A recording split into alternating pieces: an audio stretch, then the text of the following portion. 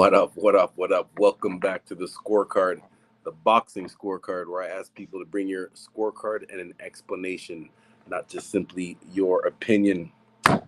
So, a couple of main events last night, but the one main event that we're going to be speaking of, the scorecard, was between Frank Martin and Michel Rivera. As we pull up the picks, thank you very much. So to give you the specific stats on each guy, let me pull it up. Let me pull up the box spread. So Michel Rivera, his nickname is La Zarza Ali. La Zarza Ali. His full name is Michel Rivera Medina, and he comes from Santo Domingo, República Dominicana, with a record of 24 wins with 14 KOs. His only loss coming last night. What does that nickname mean? La Zarza Ali. Now the persona that he picks up is looking like Muhammad Ali. He even has his haircut like me. This picture right here doesn't kind of looks like him, but his haircut, he has the exact same haircut. He actually has Ali on his shorts and the same color white shorts with the black trim that Muhammad Ali has. And he actually boxes like his footwork, the way he bounces around and gets back to the center of the ring. It's exactly how Ali used to do it. So, that's kind of caught my attention at first. And he is a very good boxer. He went up against Frank Martin. This was at the 135-pound division, one of the toughest divisions in boxing. So a good showdown between two young guys that are coming up. Frank Martin has a record of 17 wins, 12 KOs, 0 losses. Come on, man, don't freeze up on me now. 0 losses. Frank Lamar Martin, nicknamed the Ghost, birthplace Detroit, Michigan. It says his residence is Indiana, but I know he trains with Derek James in Texas. Derek James, by the way, one of the most underrated coaches in boxing today. That was one of the main reasons why I think helped Frank Martin get to this level. A couple of years ago, nobody was really talking about Frank Martin. Started working with Derek James, and his career just took off. Derek James has, in case you didn't know, has Earl Spence Jr. and I don't know if it's Jr. But anyways, he has Earl Spence and Jermell Charlo, undisputed champion at 154 pounds. And he has Frank Martin looking as one of the top guys in his division too. So Derek James does not get enough. He's not talked about enough as one of the great coaches in the sport today. All right, back to the fight. So the final scorecard was the 3 judges had it. It was unanimous for Martin. One judge had it 120 to 107. Another judge had it 170 to 110. And the third judge had it exactly how I scored it, 118 to 109. Now, because I'm using my phone to do this, I can't go to the actual scorecard to give you my specific notes between each round. But I do have the scorecard to say which rounds I scored for who. So let me pull it up here. Where are you at? So round one I gave to Rivera, and from my somewhat photographic memory, the notes that I wrote for round one was that Michel Rivera, I told you how he tries to be like Ali as far as the boxing wise and keeping his punches far on the outside. Very good with his long straight punches, very good jabs and the straight cross. He lands both of them at full extension. The one thing that I did see from him from watching his other fights is that he's not the best at looking comfortable on the inside. Now, I'm not sure if that's a product of his coaches not really emphasizing fighting on the inside, or just him not wanting to do it. Because a lot of times when he gets caught up, instead of trying to fighting his way out, not that you have to stay there, but you should have somewhat knowledge of how to fight on the inside to get out, just to show the person you're not going to bully me.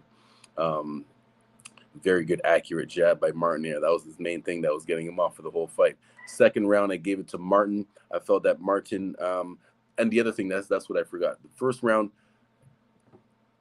Rivera is the taller, longer person. Martin is shorter with the shorter reach. So as the shorter boxer, usually in that first round, it takes you a minute to adjust to whatever distance you're gonna have to be at, especially against a person that knows how to use their reach. Not all taller, longer people. Just because you have a taller and longer reach does not automatically mean you're gonna have the advantage. You have to have like what I like to call an educated jab, knowing how to use that length and reach. Not all boxers know how to do that. Rivera is very good at doing that. So it took Martin that first round to adjust to what distance he was going to be at. Second round I gave to Martin. I thought he adjusted better and landed the better counter punches after adjusting to Rivera's distance. The third round, there was a lot of close rounds. The third round I gave it to Rivera. It marked it as a close round. The fourth round, I believe I got this. I have the score. I'm looking at the scorecards, but I don't have my notes from in between each score. So from round 4 until the rest of the fight, from round 4 until the rest of the fight, I gave to Martin. Round 7 is where he knocked him down with a perfect counter. Just trying to refresh my memory here because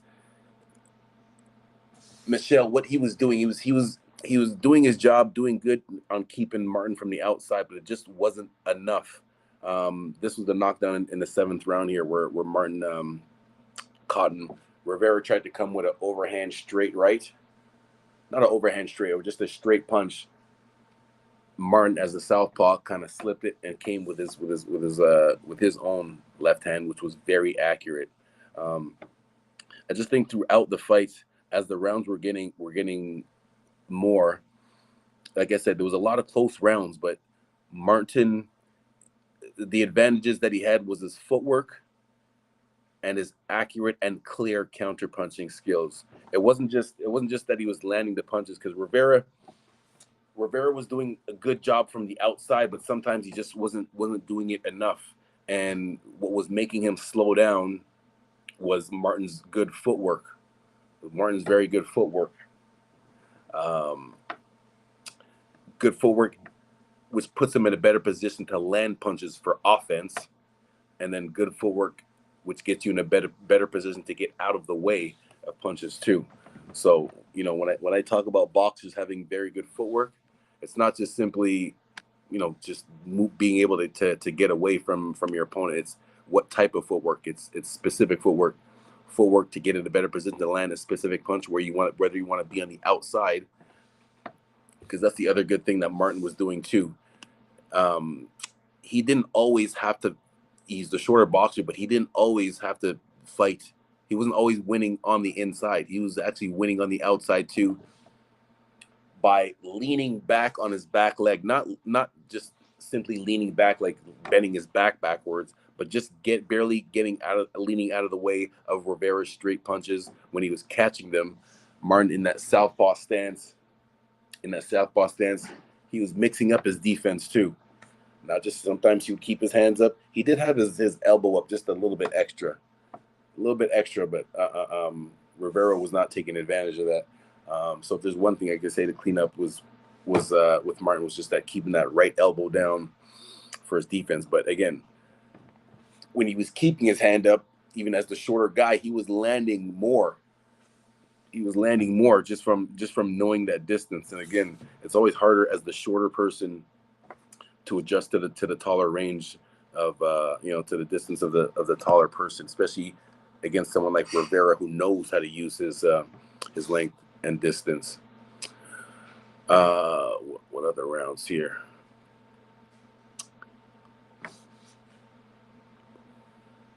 Yeah, so there was a lot of close rounds. Like, even though the scorecard shows, it was clear for Martin, like I said, between rounds 4 to probably 8, not every round, but there was a lot of close rounds in there where it could have went either way. And another thing that separated Martin was his defense. If you can not just simply block the person's punches, but slip and make them miss, it makes it more clear to the judges. The same way how on offense, when you land clear punches that either make that person's head like turn sideways or snap back, as opposed to when someone has their hands up and you can still land in between there. Those are not always clean punches that the judges can see. But the clean punches that you land that makes the person's head turn or physically move back, those are more clear. That's for offense. On defense, which is the reason why I'm bringing this up now, because this is what Martin was doing. Nice, accurate right hook that he landed right here. But the way that you can score points on with your defense is by when your opponent throws, by clearly making them miss, like where they almost go past you because it looked like it would have landed, but you just barely got out of the way, or ducking under. These are clear things to show your superior skill when it comes to defense too, and it makes it clear to the judges. That's how you can score points with the judges too, not just scoring on offense, but showing that when your opponent is trying their hardest and throwing their hardest, they can barely touch you. That counts towards the scorecard too. So that's what I was looking at from Frank Martin. And again, I have to give credit to Derek James, but I don't think coaches get enough credit in boxing today for helping boxers out, especially when they change them around. Again, Derek James has Earl Spence and Jamel Charlo undisputed in his weight class. Frank Martin looks like he's just as good as all the top guys in there. Now I'm going to pull up the rankings. Let me pull up the rankings here, the lightweight division. Of course, Devin Haney is the undisputed king at lightweight. But there's a lot of sharks waiting to come up. We got Lomachenko, we got Gervonta Davis, Ryan Garcia. Why is Ryan Garcia number 3? He does not deserve to be number 3. No. Martin, if anything, Martin should be up there. Garcia should be down, not even in the top 5. Garcia's talking about he doesn't want to tune up. He's not going to fight a tune-up. He's just going to go right into the tank fight. Nah, man, this guy, I don't know who this guy thinks he is, but Garcia needs to get in the ring and just stop talking. So as far as the rankings, the WBO has Lomachenko. Who's in the top? Okay, the WBO is the first. It's going to name the top 5. Lomachenko, Shakur Stevenson, who I believe should be number 1, not number 2. Lomachenko, Stevenson, Isaac Cruz. It's funny because a lot of people try to talk trash about Isaac Cruz, but in all the rankings know that he's good because all the rankings have him in their top 5. He put up a good fight against Gervonta Davis. Gervonta Davis boxed him, broke his hand in early in the fight, and still was able to outbox Cruz, which shows you Davis's boxing skills. Dennis Baranchik is number 4. A couple of Mexicans, William Zepeda and Angel Fierro is number 5.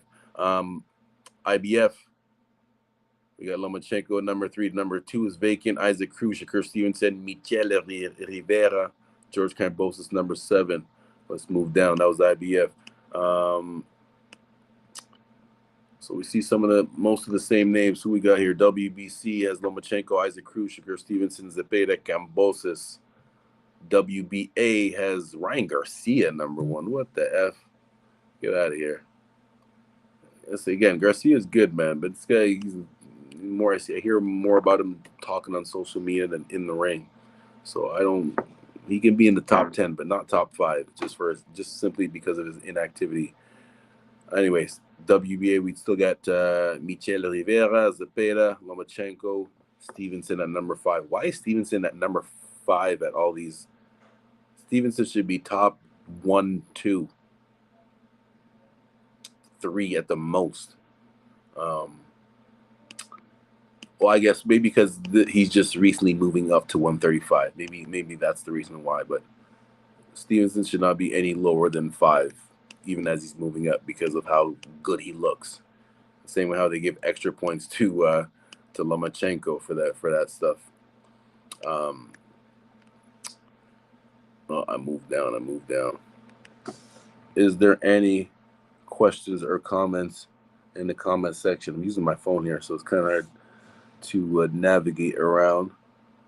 You can get those pictures up one more time. Just to talk about, not going to talk for too long, but just to go through where each fighter is going to go from here. Mr. Michel Rivera. He still has a good career ahead of him. I can see him going up against. How about Michel Rivera versus a George Kambosos or a like maybe not. They probably, I don't know. It depends.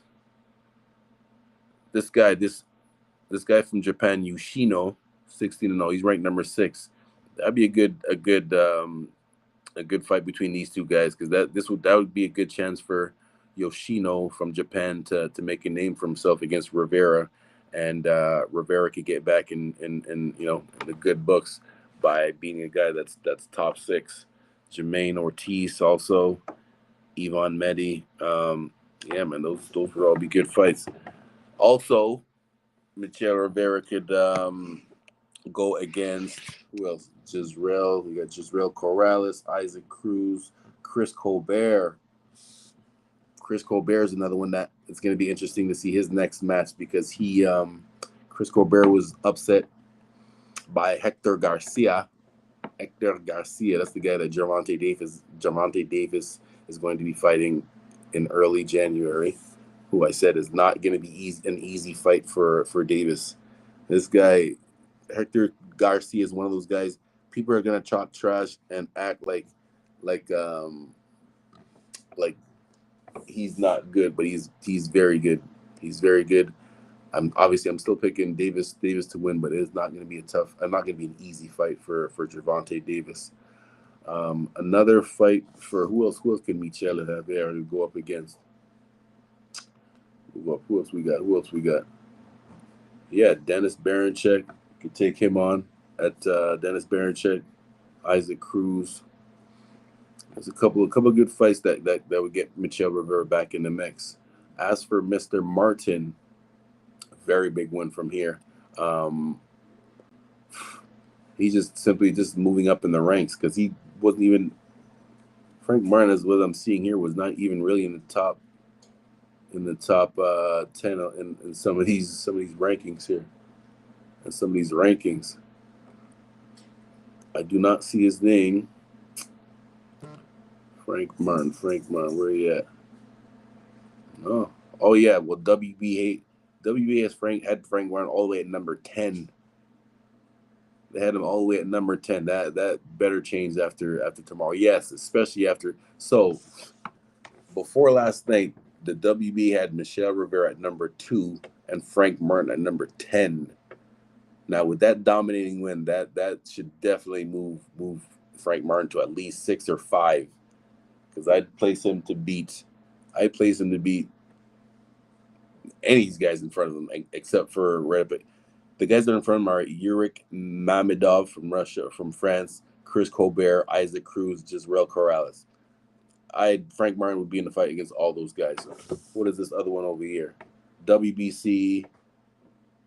Where's Frank Martin's name in the WBC? Frank Martin's name is not even in the top 15. That is disrespectful. The WBC did not even have Frank Martin in their top 15. But where did they have Rivera? But they had Rivera at number 9.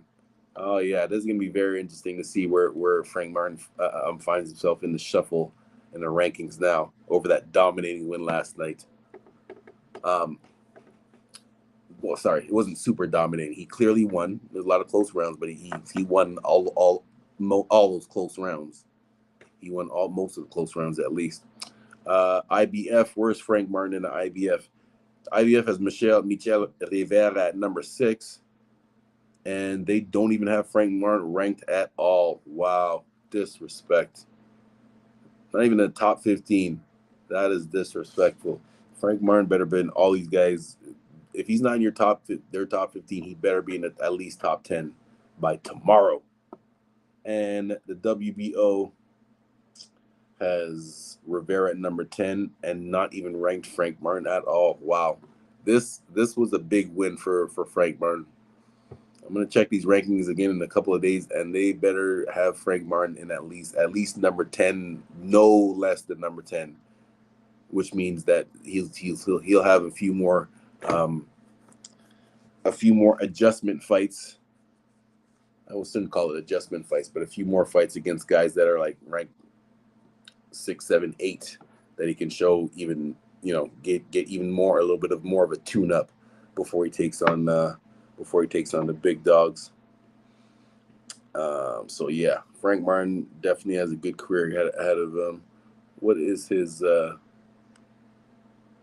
record right now? Frank Martin is 17. Yeah, 17 wins, 12 knockouts, 0 losses, and has one of the best coaches in this all of boxing today with Derek James. So things are looking good. And with Michel Rivera, again, he didn't he didn't look bad. It was more around rounds like 9, 10, 11, the last 4 rounds of the fight.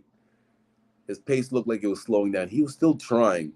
Rivera was still trying. It's not like he was just on full retreat mode, backing up, because he was still coming forward. That's why Martin was able to counterpunch him so good.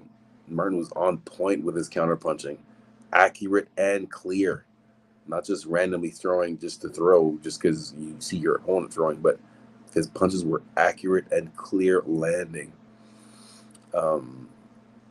But Rivera never gave up, right? Even up until the last couple of rounds where he was losing clearly, he was still at least trying. In the 11th round, Martin looked like he was trying to stop him, but couldn't do that. So in his 17 wins, Martin has 12 KOs. 12 KOs. What is the percentage on that? 70% KO rating. So he does have power, not really known as a knockout artist. So, going to be interesting to see how that power carries as he not moves up in weight, but moves into the better fighters at that weight class. That will either be able to handle his power or have the defense to not get hit with his power, with those shots there, with his accurate counterpunching. Because that's what it was, man. It wasn't. Frank Martin is one of those guys. It's not. He's not one of those one punch devastating KO artists like some guys in the sport, like Wilder or Tank Davis, who can get you out there with just one shot. But I think one of his number one skills is his counterpunching, his ability to counterpunch. Anybody can counterpunch, but his ability to do it with speed, accuracy, and just landing clean. Good footwork to get yourself, like I said, good footwork to get yourself in offense to land a punch, and offense and defense to get out of the way. Frank Martin, those are the small intangibles, if that's the right word, the small intangibles that Frank Martin has, that I believe is going to help him be a very tough competitor against any of those top guys at 135. Again, I think it's disrespectful that he is not even in the top 10 and like 3 out of the 4. Frank, IB, who's this? WBA is the only one that had Frank Martin in their top 10, right? WBC, Frank Martin. WBC didn't even have him. Who's this guy? There's a Canadian named Chan Thompson. You got to keep an eye on him. That's number 14. Anyways, WBA is the only ranking that had Frank Martin in their top 10. WBC did not even have him in their top 15. IBF did not even have him in the top 15, and WBO did not even have Frank Martin in the top 15. So, and each of those bodies, each of those rankings had Michel Rivera rankings, all of them did. All of them had Michel Rivera in their top 10, but not that Frank Martin, not even the top 15. So, yeah, a very big win for Frank Martin last night. That was the biggest win of his career so far. So much respect to him, and much respect to Derek James for getting him to that level. Yeah. Again, I'm using my phone, so I don't know if there's any. His coach. Oh, here we got some comments in here. Found it. His cousin is Al Simmons. Hell Spawn. Good morning. Thank you for chiming in. His coach doesn't know how to make adjustments. Michel Rivera needs to improve his footwork. Michel Rivera couldn't make the weight. He fell to the floor before the fight, and even as his father said on Instagram, I think he's going to move up to 140. Interesting. Okay, so let's take that one at a time. As far as the weight, I saw the weigh-in. I didn't see him fall to the floor, but if he did have trouble making weight, that's those are things you have to work out before you sign the contract, man. You can't sign the contract, go through all these months of training, talk all that trash in the press conference, and then all of a sudden you lose your fight and talking about you were drained and you can't make the weight anymore. That's it makes it hard for people to believe you the next time that you're out when you're in your press conference. When you're in your press conference and talking, you gotta be you can't say that after. So I don't know about the whole weight thing. If that's the case, if Rivera plans on moving up to this was at 135, if he plans on moving up to 140, he better make sure he works on that defense, on his inside fighting, and using that Muhammad Ali footwork that he likes to copy so much, because moving up to 140, there's some people that feel better when they don't have to cut so much weight when they move up, but there's also some different sharks up at 142. Jose Zapata, Regis Prograis, Ramirez, Lopez, Gary Antoine Russell. So 140 is not no easy work either. So you got to be careful what you're doing. Michel Rivera needs to improve his footwork. It's really, I wouldn't say it was his footwork. I would say more it's his inside fighting defense. You can say the footwork as far as maybe like the lateral movement side to side, because when Martin was able to counterpunch him, it was really Martin that was working hard to land those counterpunches on Rivera. It was really the footwork. It's really the footwork from Frank Martin that was doing the job. So I guess Rivera could work on that footwork, just with the lateral movement, to not let himself get cut off. Not let himself get cut off like he did a few times. His coach doesn't know how to make adjustments. Now that's the one thing that I was kind of questioning about Rivera, because I noticed that in his other fights too, that he's very good from the outside with his long straight punches at full extension. But if you can get on the inside of him, he doesn't always want to fight his way out. He'll more hold on. He'll hold on and wait, kind of one of those people that waits for the referee to break it up, as opposed to fighting his way out. I say all the time, you don't want to, you want to do what your advantage is for most of the time, but that's what adjustments are for. That's what you're talking about. That's what adjustments. If your plan A is not working, you got to be able to adjust and go to a plan B. So plan A was working for a bit, but once Martin figured out Rivera's plan A, which was to stay on the outside and stay nice and long, once Martin figured out his distance and adjusted to that distance, that's when Martin kind of took over the fight. Once again, there was a lot of close rounds, but Martin won a lot of those close rounds that still could have went either way. So with that being said, Rivera was still in the fight. Again, I'm not in his body, so I'm just saying, if you're gonna really move up to 100, move up weight classes, make sure you work on some inside defense, and just making sure that you have enough power to move up to. Actually, let's check out. Let me go back to BoxRec. Let us check Mr. Rivera's knockouts. How many knockouts does Michel Rivera have? Pulling it up right now.